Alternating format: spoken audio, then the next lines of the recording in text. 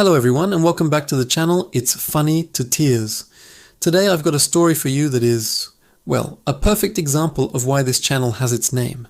It's a tale of suspense, a tale of human connection, and a tale of a very, very small metal box. Yes, my friends, I'm talking about the time I got stuck in an elevator. And not just any elevator, but one with the most interesting collection of people you could ever imagine. So, picture this. It was a Monday morning. The absolute peak of human misery, right?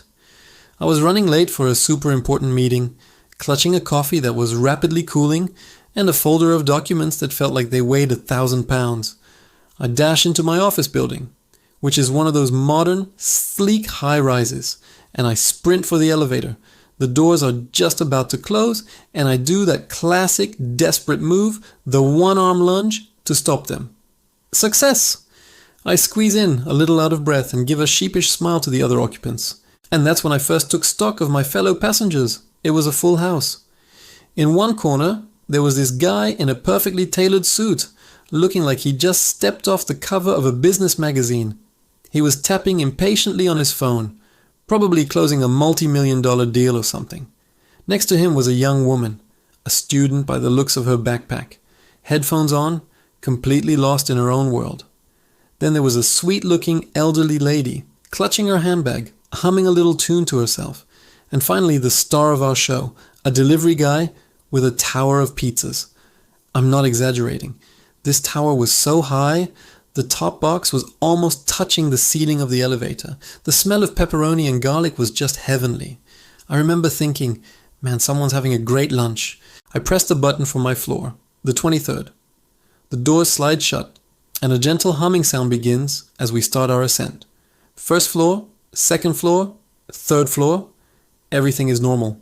I'm starting to relax. My heart rate is returning to a non-panicked level. Mr. Business Suit is still tapping. The student is still bopping her head.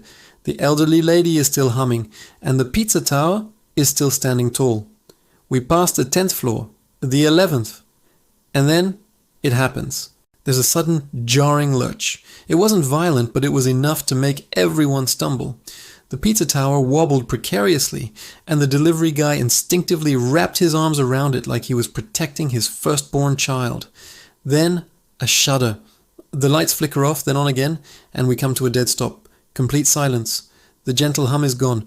We're just hanging there somewhere between the 12th and 13th floors. For a few seconds, nobody says anything. We all just look at each other. It's that classic, awkward elevator moment, magnified by 1,000. I can see the silent question in everyone's eyes. Is this really happening? Mr. Business Suit is the first to break the silence. He lets out an exasperated sigh, louder than necessary.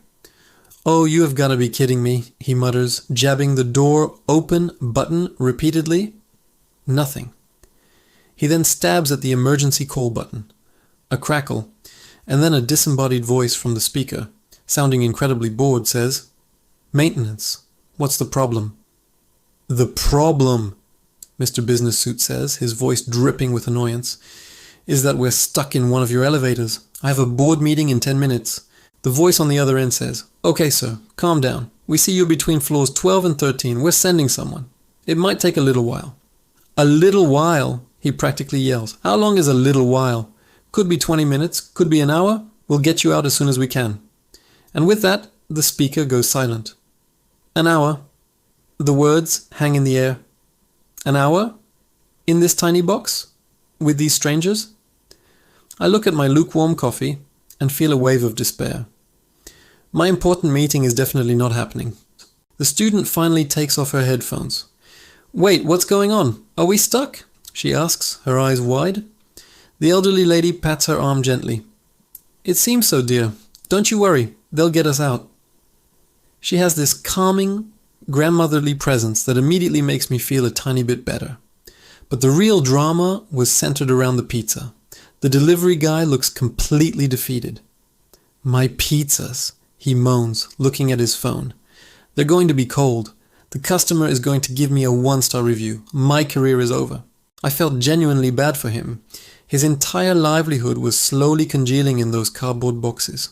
And let me tell you, the smell of cooling pizza is one of the saddest smells in the world. It's the aroma of lost hope. For the next 10 minutes, the atmosphere is tense. Mr. Business Suit is pacing the 2 steps he can take, muttering about quarterly reports and shareholder value. The student is anxiously texting someone, probably her friends, about her predicament. I'm just leaning against the wall, trying to practice some mindfulness and failing miserably. The elderly lady is humming again, which is either very soothing or slightly unnerving. I can't decide. And the pizza guy? He's just staring at his tower of despair. Then something magical happens. The elderly lady, whose name we later learn is Agnes, turns to the pizza guy. "Young man," she says, her voice kind, "those pizzas smell absolutely wonderful. It would be a shame to let them go to waste."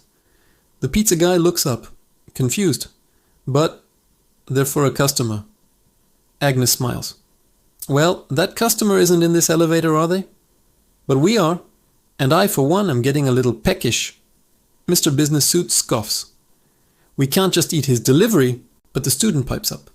"Actually, I'm starving. I skipped breakfast." She looks at the pizza guy with pleading eyes. "How much for a slice?" Suddenly, the energy in the elevator shifts.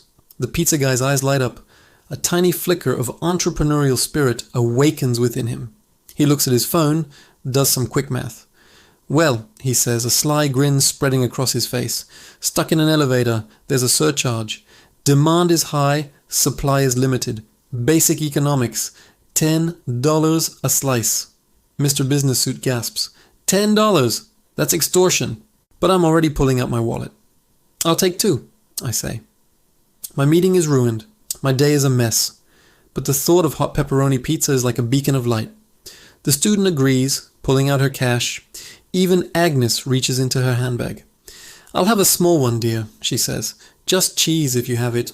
Mr. Business Suit holds out for about 30 seconds. He watches as the pizza guy carefully balances the tower, opens the top box, and a cloud of steam and cheesy goodness fills our tiny space. The smell is intoxicating. He watches me take my first bite, and I'm not ashamed to say I made a noise of pure, unadulterated joy. It was the best pizza I had ever tasted, probably because I was a captive audience. Finally he cracks. "Fine," he grumbles, pulling a crisp $20 bill from his wallet. "1 slice, pepperoni, and it had better be good." And so, there we were. 5 strangers, stuck in a metal box, having an impromptu pizza party. It was surreal. The pizza guy, whose name was Dave, became the hero of the hour. He was slinging slices like a pro, making change, even offering napkins he had stashed in his pocket. We started talking. We learned that Mr. Business Suit, whose name was Richard, wasn't actually as grumpy as he seemed. He was just stressed about a presentation he wasn't prepared for. He admitted that getting stuck was probably a blessing in disguise.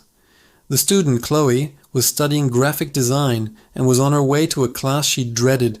Agnes was on her way to visit her newborn great-grandchild for the first time. She even showed us pictures on her little flip phone.